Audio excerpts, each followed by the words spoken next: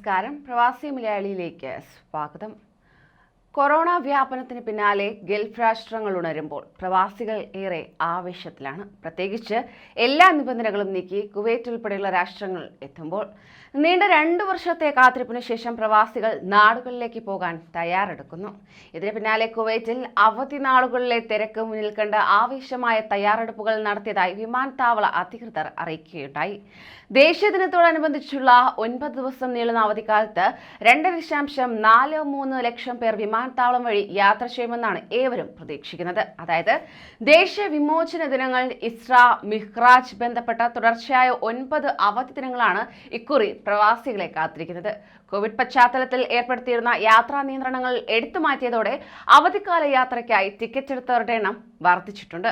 ഫെബ്രുവരി 24 മുതൽ മാർച്ച് 5 വരെ കാലയളവിൽ 2.42 ലക്ഷം പേർ കുവൈറ്റ് അന്താരാഷ്ട്ര വിമാനത്താവളം വഴി യാത്ര ചെയ്യുമെന്ന് വിമാനത്താവള അധികൃതർ അറിയിക്കുകയുണ്ടായി. അങ്ങനെ കൊറോണയ്ക്ക് പിന്നാലെ പ്രവാസികൾക്ക് സന്തോഷ വാർത്ത എത്തിയിരിക്കുകയാണ്. ഇനി കാത്തിരിക്കേണ്ട, നാടുകളിലേക്ക് ഭയം കൂടാതെ, ആശങ്ക കൂടാതെ യാത്ര ചെയ്യാം. അതോടൊപ്പം തന്നെ 1.34 ലക്ഷം പേർ കുവൈറ്റിൽ നിന്നും 1.09 ലക്ഷം പേർ തിരിച്ചും യാത്ര ചെയ്യും. കുവൈറ്റുകളുടെയും പ്രവാസികളുടെയും ഇതുവരെയുള്ള ടിക്കറ്റ് ബുക്കിംഗ് അടിസ്ഥാനമാക്കിയാണ് ഈ നിഗമനമെങ്കിലും ഇനിയും വർദ്ധിക്കാനാണ് സാധ്യത. വരും ദിവസങ്ങളിലെ ബുക്കിംഗ് കൂടി ഉൾപ്പെടുമ്പോൾ കണക്കുകളുടെ എണ്ണം വർദ്ധിക്കാനിടയുള്ളതായാണ് സൂചന.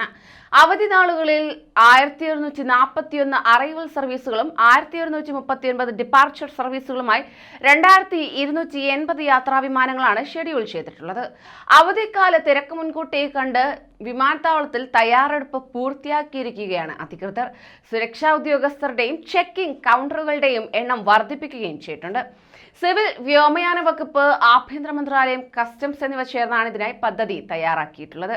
അതേസമയം കുവൈറ്റിൽ കോവിഡ് നിയന്ത്രണങ്ങൾ പിൻവലിച്ച ആദ്യ ദിവസം തന്നെ കുവൈറ്റ് വിമാനത്താവളം വഴി യാത്ര ചെയ്തത് 23,000 യാത്രക്കാർ എന്ന റിപ്പോർട്ടുകളും കഴിഞ്ഞ ദിവസം പുറത്തു വന്നിരുന്നു.